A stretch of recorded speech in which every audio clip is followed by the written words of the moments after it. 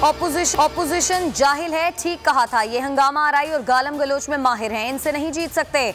मुराद अली शाह कहते हैं इनकी बातों को बढ़ा चढ़ाकर पेश किया जा रहा है। कराची के फैसले लाड़काना से करने की बातें लसानियत नहीं तो क्या है, समझ से बालातर है। ऑपोजिशन क्या चाहती है? मेयर और चेयरमैन के इलेक्शन डायरेक्ट कराना मुमकिन नहीं। आइन में सूबों को बल्दियाती निज़ाम बनाने का इख्तियार देना गलती थी। सियासी मकासद लेकर चलेंगे तो मसाइल हल नहीं होंगे। असद उमर कहते हैं हक लेने के लिए हर कानूनी और आइनी रास्ता इख्तियार करेंगे। सूबे के हालात बेहतर नहीं हो रहे। बल्दियाती निज़ाम से जमहूरियत नामुकम्मल है। निज़ाम का मसला पूरे सूबे का है। कराची वालों को सुनना चाहिए। कराची से उसके बुनियादी हुकूक छीन लिए। अवाम की फरियाद नहीं सुनी जा रही।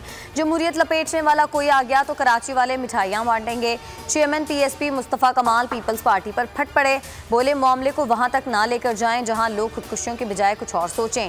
वज़ीर आला सिंध का बयान मुतासिबाना है। वसीम अख्तर कहते हैं पीपल्स पार्टी वाले बहुत शातिर हैं, कराची का पैसा खा गए, वडेरों के खिलाफ हैं, सिंधी भाई मुश्किल में हैं।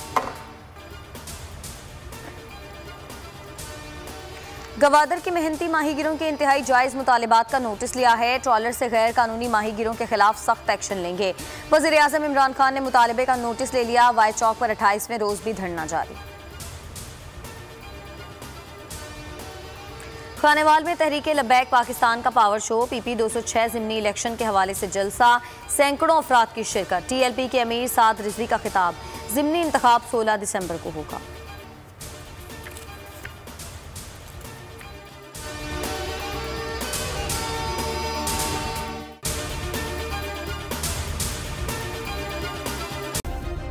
सब्सक्राइब करें और बेल दबाएं ताकि कोई खबर रह न जाए।